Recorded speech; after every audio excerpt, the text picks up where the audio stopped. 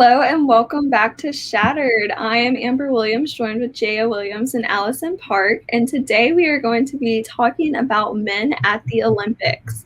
We will be covering swimming, gymnastics, and basketball. But before we get into that, Jaya Williams has the update for you as far as the Rachel Nichols and Maria Taylor situation. Jaya, tell us about it. Yes. So this is a messy one, you guys. It's a long story, but I'm sure you guys have been hearing about it in the news. Basically, there's been a lot of tension between two female ESPN sports reporters.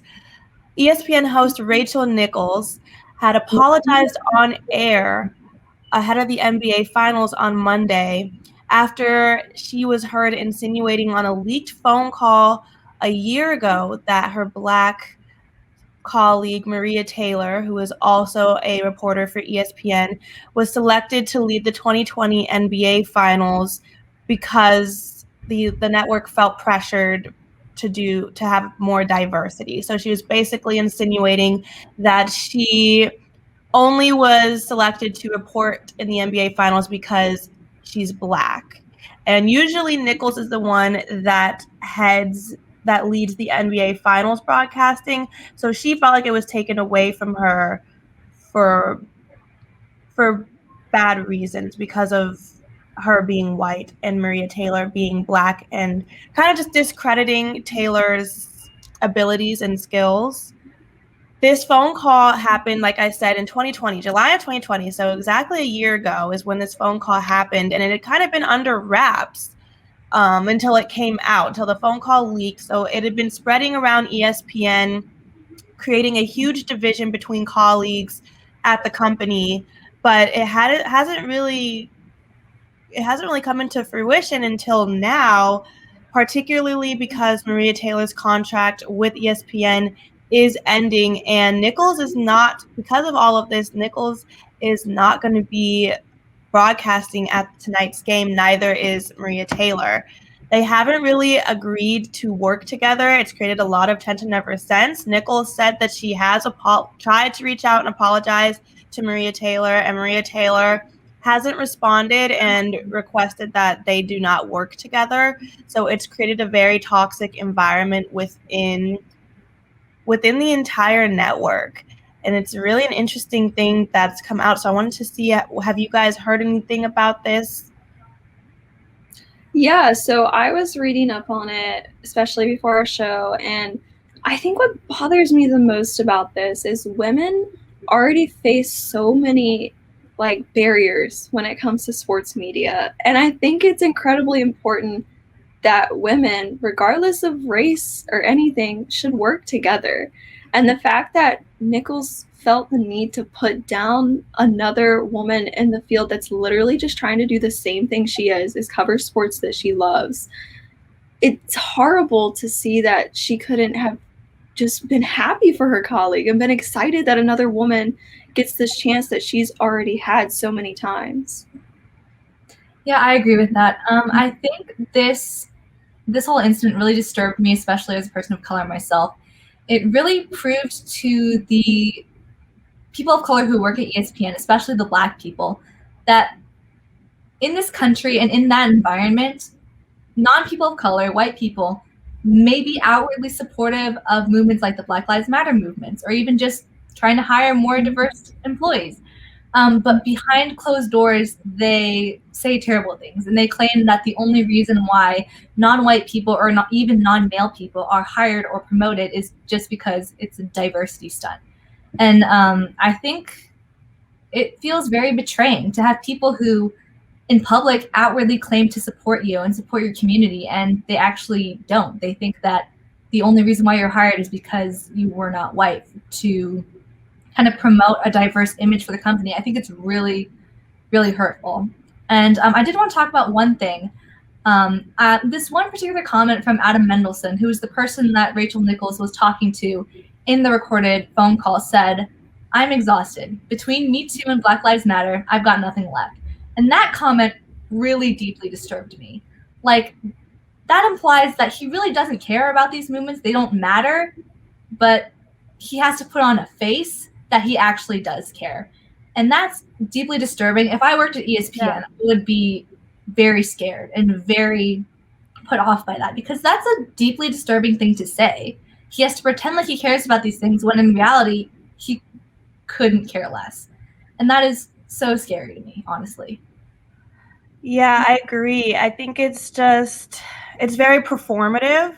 I think with everything that happened last year, I'm sure we all remember the George Floyd protest this time last year, the Me Too movement. There was a lot going on. There's a lot of advocacy, and I think a lot of people like this kind of just felt like they had to say something, but it was performative and not genuine. And Nichols did say that she was unloading to a friend, and she did not realize that she was being recorded or that this was on tape somehow. So it just shows that certain people, when they feel comfortable, that their true character comes out. And I think that's what was the most disappointing about all this.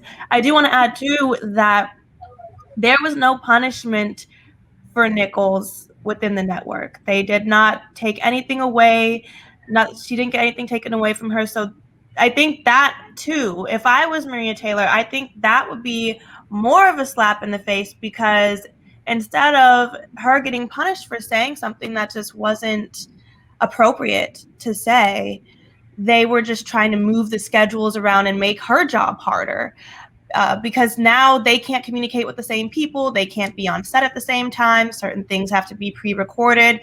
And it just creates this horrible environment within ESPN. And the only person that did get punished for this was the person who got the video and shared it with Maria Taylor, which was a producer who also worked at ESPN, also a Black woman, and she no longer works there. So I think that just speaks for itself. A lot of Black colleagues of Maria Taylor's have left ESPN as a result of this fiasco. And so I think that also just kind of shows her privilege a little bit. If she didn't get punished for what she did, and I'm not saying she should have been fired, I'm not saying that, I'm just saying, had this not come out to the public, she probably would still be reporting Game 1 tonight. It's only because now that everyone knows, and now there's a big fiasco on Twitter, and now everyone's saying, well, this and that, now the company feels pressure to punish her to satisfy the public. But it's not because they really feel what she did was wrong. So again, it's performative. And that's what frustrates me the most about anytime you see this with any scandal. It feels very performative. It's not that they were actually going to do it had she not gotten caught, or had all of us as a public been like, this is not okay, and you can't discredit somebody because of their race. Yeah, I agree. I think the lack of action by ESPN really just proves to that community that they're not really cared about. Their feelings aren't cared about. Their skills aren't valued, that they matter less than their white counterparts. I think it's just a huge slap in the face. And I can't imagine what everyone who works at ESPN is going through right now. It's a really terrible situation. And yeah, it's just a terrible situation. That's all I can say, honestly. It's absolutely horrible. I feel like wherever you work, you want to know that everybody there is like a community, that they care about one another and want to see each other succeed. And this just shows that they don't actually want that. That's what they want to tell people they want. But like you guys said, behind closed doors, they're not, their true character comes out, and it's a horrible situation. And I think what's the most frustrating, at least for me, for someone who does actually aspire to have a career as a sports reporter one day, I hate that that these two women have been pitted against each other. There's only so many jobs in sports, and instead of just creating spaces for both of them, it has to be a competition. And, being a woman working in sports is already hard enough. There's already so few of us, and especially so many Black women or women of color. Fighting for a seat at the table, it is just exhausting. And I think over the course of this year that this has been happening since last summer, it's just showing just how exhausted both of these women are, probably just completely exhausted. But like I said, Maria Taylor's contract is ending. I if you were her, would you guys feel comfortable to come back to the company, or do you think that she will leave? That's a hard one because I feel like she obviously knows that she's not fully accepted there from everyone, and because obviously Nichols isn't leaving right now as far as we know. But it's also, she earned the right to work there, and ESPN is like supposed to be like, you know, the number one sports place, and she worked her way up and she was able to actually make it to this top company. The fact that she would even feel the need to give up the spot after working so hard is just devastating. Yeah, I would agree. Putting myself in her shoes, I think I would want to out of morals, but I shouldn't have to want to, if that makes sense. It's terrible that someone spends their entire life working towards a certain goal and they finally meet that goal, and something like this happens and they feel like they should leave out of solidarity or just because they're uncomfortable working there. And it stinks that as a woman of color, she has to sacrifice her position at that workplace because something like this happened to her. I don't know what I would do if I was in her shoes. I feel like it could go either way, but I think if she does end up leaving, that's going to be a tremendous loss for her and for the company, because this incident was not her fault, and yet she had to be the one to leave. So I genuinely hope that she doesn't leave, purely on principle, but I would understand if she decided to. Yeah, I'm with you there, Allyson. And as far as Rachel Nichols, what do you guys think would have been the appropriate actions to take, or what do you think of her apology? Her apology came so late. Like, so this took place a year ago or over a year ago. She only made the apology, in my opinion, because everything became in light and on social media and all the information came. Yeah. She felt the pressure because everybody found out. Yeah. If she had already made like a statement and had came out and already apologized to her, that would be different. But she waited until it became where she had to. Like, she had no choice, essentially.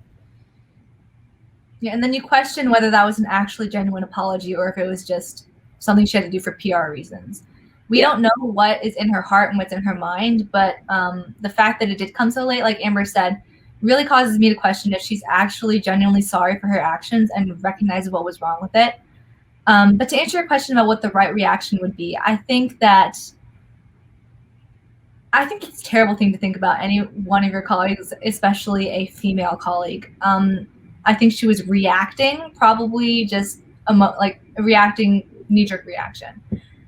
So I think she should have taken the time to think about it, cool down, and actually evaluate the situation, instead of just immediately venting and kind of just, running your mouth when you are emotional never ends well, because sometimes you say things you don't mean. So if she genuinely thought that, maybe she could have taken it to the proper authorities, but I don't think that she is right at all in the situation, and that she should not have expressed this idea of hers, and she should have sat down and thought about why she thought this and why it was disrespectful and incorrect for her to think so.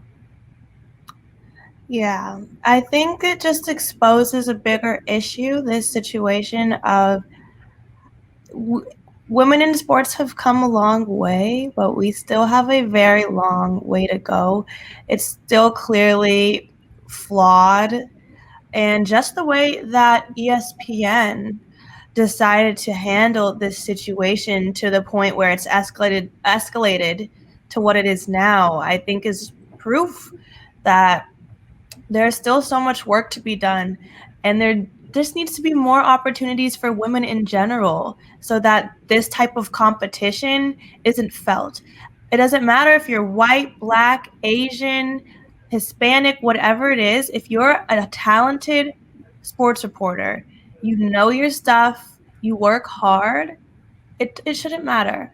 It shouldn't matter at all. You shouldn't be trying to fill a diversity quota. The most talented people deserve to be in that spotlight. And Maria Taylor has worked so hard. I'm sure she's an amazing, it's just disappointing to think that people still believe when you work so hard, you finally get a seat at the table. It's so hard to get that seat, and people are still going to question if you deserve to be there, or if you were just a token, if you earned that spot. So that's really the worst part about this. And I think that's really what's showing here, is that there's a bigger issue that needs to be fixed. Absolutely. Yeah, I think the entire situation is just, it's heartbreaking. It's horrible. You hate to see it in general. Well, I guess moving on to something a lot more positive compared to that, we do have the Olympics getting ready to come up. And today we are going to be talking about swimming, gymnastics, and basketball. I will start us out with the men's swimming team. So this is the first Olympic Games of the 21st century without Michael Phelps. I think that's absolutely insane. They have selected 24 men for the pool and 1 for open water swimming competition. I'm going to kind of go through and break down some of the main key players and just give a quick rundown of who's competing. And if you guys want to jump in at all with anything you've heard about them, please feel free to. So Gunnar Bentz is going to be competing in the 200 butterfly. He is an Olympic veteran. He swam in the prelims of the 4x200 freestyle relay last Olympics, but this will be his first ever individual race in Tokyo. Then we have Caleb Dressel competing in the 50 and 100 freestyles, the 100 butterfly, and the 4x100 freestyle relay. He's actually considered the next great since Michael Phelps. They think he's going to be this generation's Michael Phelps. He is a favorite to win 6 of the medals in Tokyo. And in the 2019 World Championships, he set a world record in the 100 butterfly, and he earned 8 medals. He is also another record holder for the American record for 50 freestyle, 100 freestyle, and the world record holder in the 100 butterfly. Then we have Chase Collis, who will be competing in the 200 and 400 individual medley, and he was actually mentored by Phelps. So he knows what he's doing. He's had the greatest teach him. Then we have Townley Haas, who will be competing in the 200 freestyle and 4x200 freestyle relay. He actually competed in Rio and won 2 gold medals then. So again, he knows what he's doing. He's been to this stage before. We also have Ryan Murphy, who is competing in the 100 and 200 backstroke. He already has a gold medal in both of these events, and we hope to see him display the same great performance this year. Then we have Blake Pirini, who will be competing in the 4x100 freestyle relay. He finished 3rd in the 100-meter freestyle, which is how he got his spot for this Olympics during the trial. And then we have Tom Shield in the 100 butterfly. And in Rio, he actually came in 7th for the 100 fly. So we hope to see him elevate his style a little bit so that we can get some good medals for the U.S., of course. And we have Jay Litherland, who will be competing in the 400 individual medley, and Jordan Willemboski, I hope I'm saying that right, who will be competing for open water swimming. Now, what are you guys' thoughts about this team so far? These are all the veterans. I'm going to get into the first-time Olympians soon. It seems like we've got a really well-rounded team. I mean, you got butterflies, you got backstrokers, I didn't hear any breaststroke, but you got freestylers. I think that they did a great job with recruiting a wide range of people with lots of different specializations. So everyone kind of has their own thing that they're very, very good at. And I'm actually really excited to see the relays this year. I always think relays are super, super fun to watch, especially medley relays. But I think it seems like they've got about everything that they need. So I'm just really excited to watch these guys compete. I really love watching swimming. I think it's so beautiful. It's such an art form, and it's so great to watch these guys who do this for a living, compete at the Olympics, the highest level there is. So I'm super excited to watch everything. In particular, I'm really excited to watch our guys swim the medley relay. Yes, what's really exciting too is just the fact that Michael Phelps isn't going to be here. It gives it gives a chance for other athletes to really shine, and we can see who the next great is. Obviously, Caleb Dressel has a lot of pressure on him, but I'm really looking forward to seeing how all of them perform and being impressed by all of these guys. I think it's going to be a really strong team. I think it's going to be great. And like I said, those are just the veterans. We have a bunch of first-time Olympians. I'm not going to mention all of them because there's a ton. But the one I did want to point out was Michael Andrew. He is swimming for 50 freestyle, 100 breaststroke, and 200 individual medley. And he has amazing promise because at the trials, he actually broke the American record for 100 breaststroke twice. So this guy knows what he's doing. I think he's going to get in the pool and absolutely crush it for us. And we have a ton of collegiate swimmers competing as well. So the youth in this generation that is going to be showing who maybe the next Michael Phelps is going to be amazing. I'm excited to see all of these new competitors. Like you guys mentioned, this is a new era in men's swimming for the United States, with Phelps not being competing and lots of new first-time Olympians who have shown incredible promise. It's going to be so exciting to watch these men compete in the water for Team USA. Now, Allyson, she is going to give us a little update on the U.S. men's gymnastics team, which has recently been announced, correct? Yes, so I'm actually super excited to talk about this. There are a couple of things I'm very excited about for this team, but the U.S. men's gymnastics team was just announced this week, so they dropped down to 4 athletes as well. Sam Mcculloch, Brody Malone, Yule Moldower, and Shane Whiskus were named to the 4-person Olympic team, and Yoder was named the +1 selection, meaning that he will compete as an individual with the scores not counting to the team. But I wanted to provide you guys with a little bit of background on each of these 5 athletes because it's going to be interesting. So Sam Mcculloch is the veteran of this team. He made his Olympic debut in 2012, and he has been the face of U.S. gymnastics for 8 years. He's been on all those posters. I'm sure you've seen it with his classic Southern California smile. Like, I'm sure you've seen it. You know if you saw it. He's also a 6-time all-around U.S. national champion, as well as a 3-time Olympian. So this guy, he's got the experience. He knows what he's doing. He's been here before. He specializes in floor and high bars, and actually after this, he announced that he's going to retire after his run in Tokyo. So this is kind of his last run, his last hurrah before retirement, which I'm sure will be very emotional for him. He definitely is an irreplaceable member of Team USA. He's been on this team for a long time, and he will definitely be missed. But I'm excited to see how he closes out his amazing career in gymnastics. Next up, we got Brody Malone, who is only 21 years old, and he's from Georgia. He recently graduated from Stanford, and he won 2 NCAA all-around titles there with them. He performed wonderfully at this Olympic trials. He amassed a 2-day total of 171.60 points. He got 1st on the high bar, 2nd on floor and rings, 3rd on parallel bars, and 6th on horse and vault.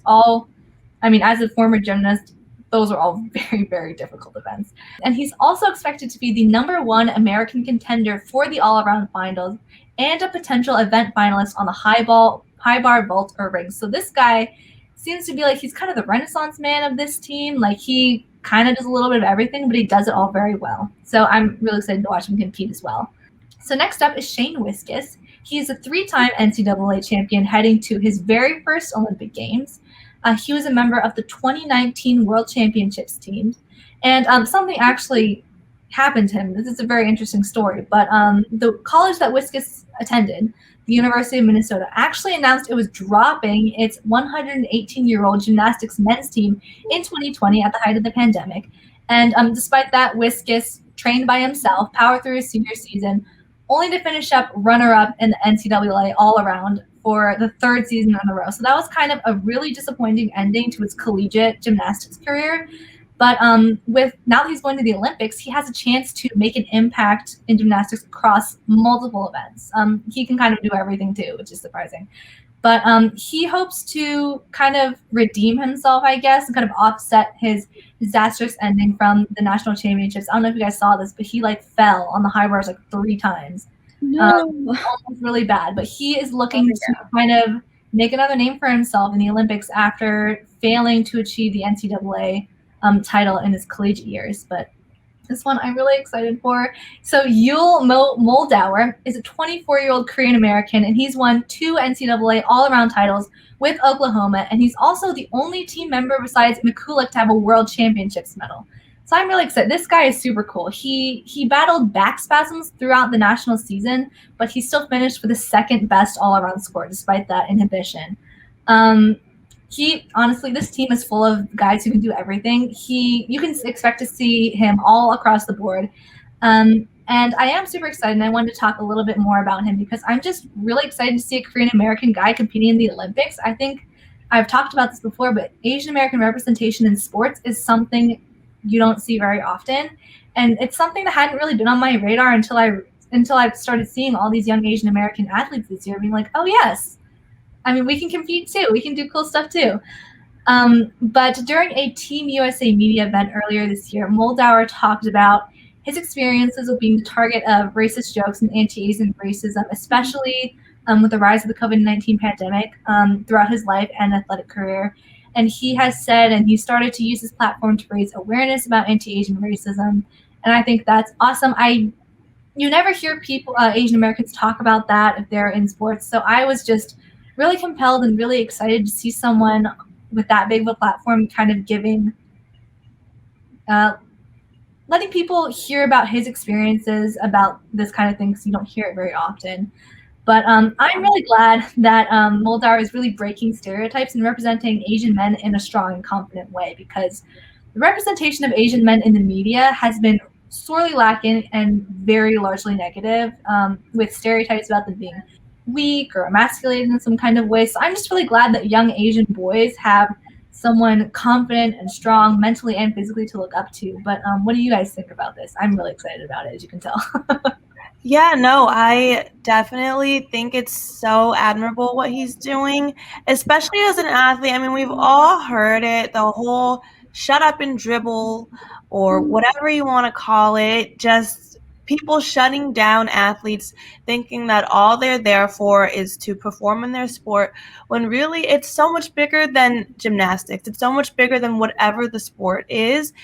I think it's so important that if you believe in something and you have a platform as big as you do because of the sport that you play, use it. Use it to advocate for things that you believe in. And especially like you said, Allyson, anti-Asian violence has really been a big issue ever since the COVID pandemic hit, and there's not a lot of people in the media there to advocate.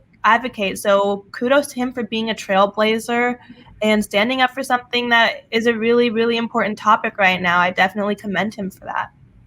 Yeah, and he has the biggest stage ever in sports right now, and he's using it for that. That just shows how good of a character he is and how he knows that it's important to stand up for what he believes in. So I'll definitely be rooting for him in this Olympics.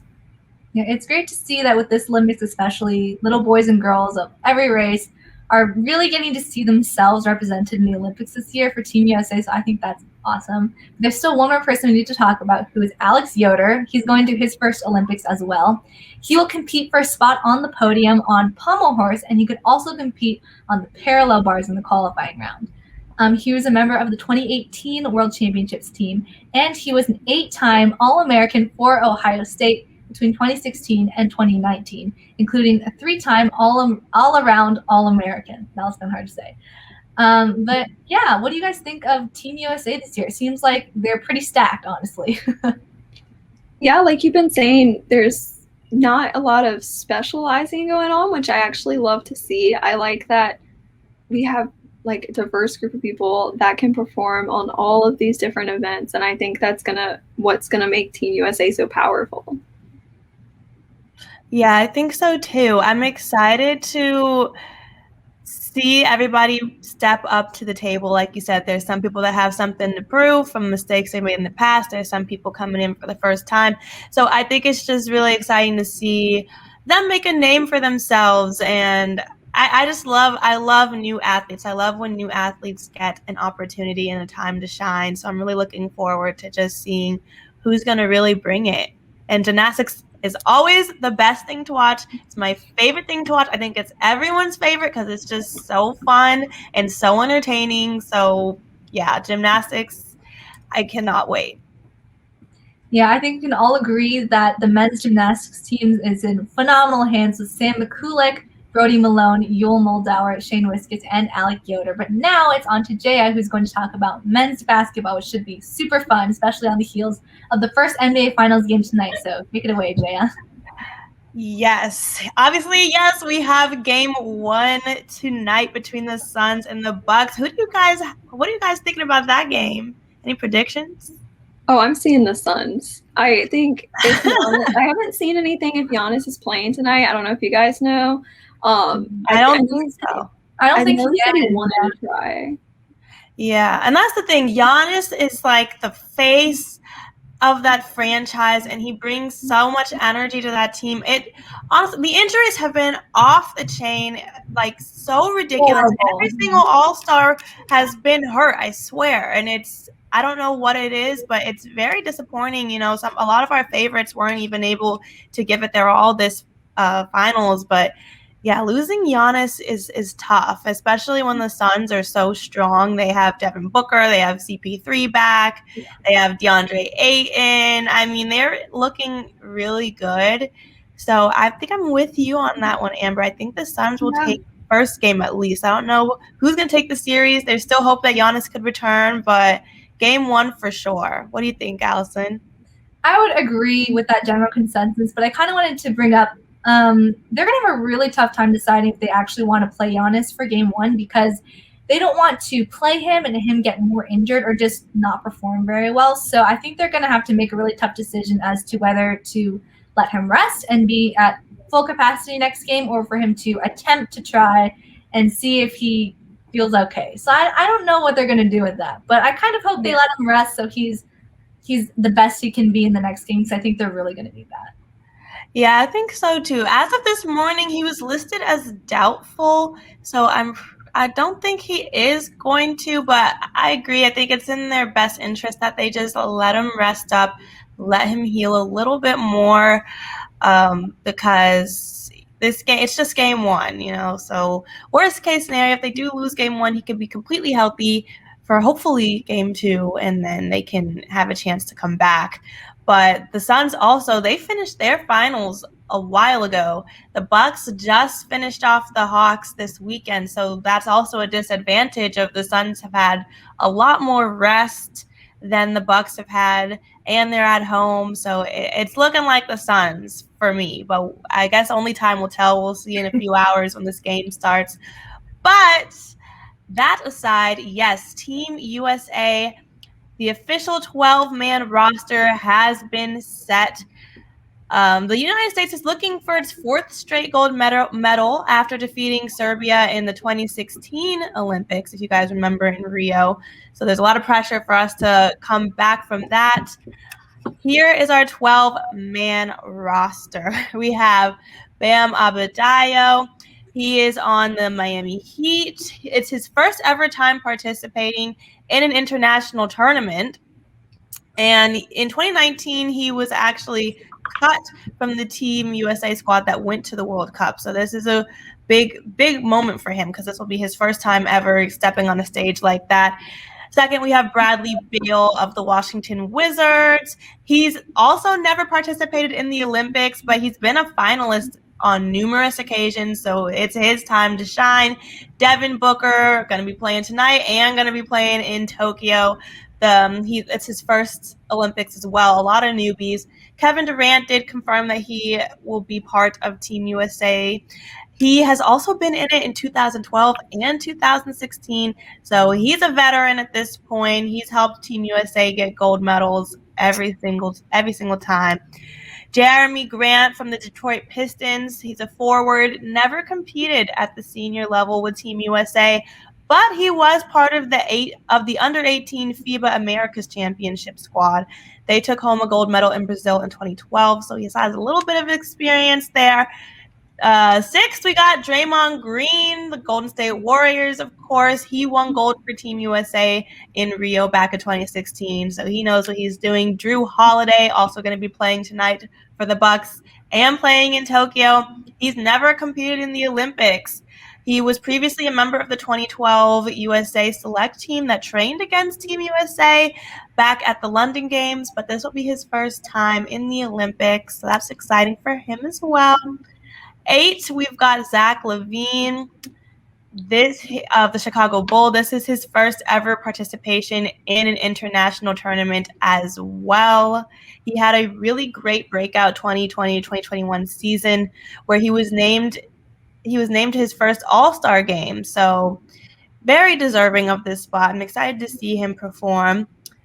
Next, we got Damien Lillard. We know this guy, Portland Trailblazers, never participated in the Olympics. He's been a finalist numerous times.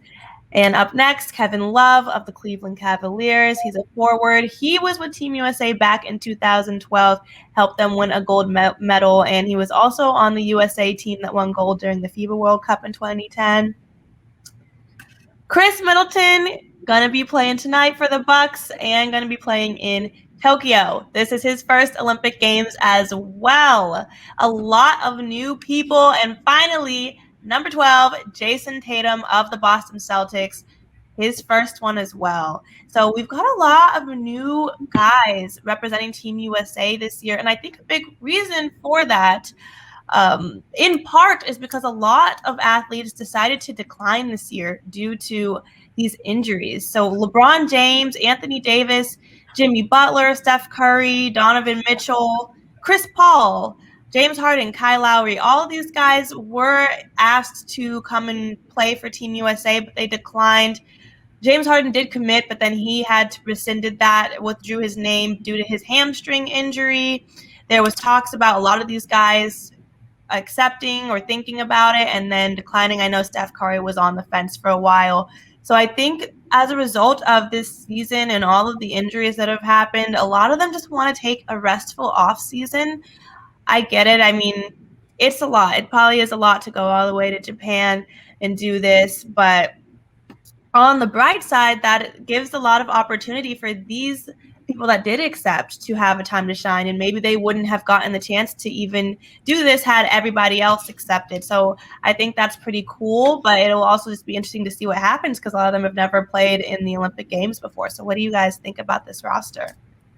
I think something that just surprised me so much is that the biggest names in men's basketball are not going to be at this Olympics. I think it's crazy. Yeah. LeBron James isn't going to be there. Steph Curry, Jimmy Butler, all those guys who are like legends of their time, like they're not going to be there. And I think it's a little bit saddening, but also really exciting. Like you said, it's going to make way for some younger players who have never gone before to shine.